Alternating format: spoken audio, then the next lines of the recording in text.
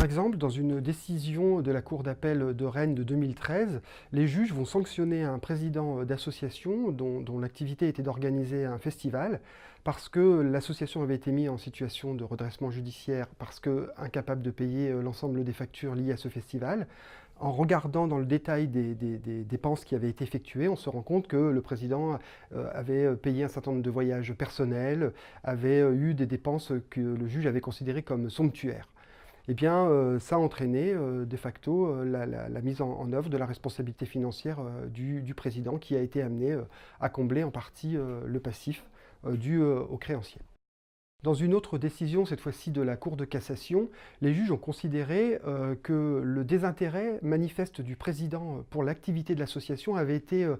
constitutif d'une faute de gestion, c'est-à-dire qu'il ne s'était pas intéressé suffisamment à ce qui se passait dans l'association, à ses comptes, au suivi financier de l'association. Et donc, cette absence de suivi eh bien, a constitué la faute de gestion, et donc il a dû en partie rembourser la dette de l'association au moment de la liquidation. Alors on le voit aujourd'hui, être dirigeant d'association, c'est aussi prendre un certain nombre de risques financiers à titre personnel.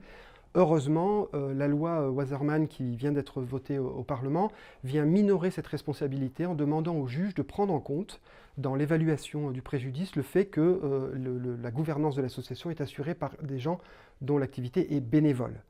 Ceci dit, il reste que la faute de gestion est malgré tout génératrice d'une responsabilité financière pour ces derniers.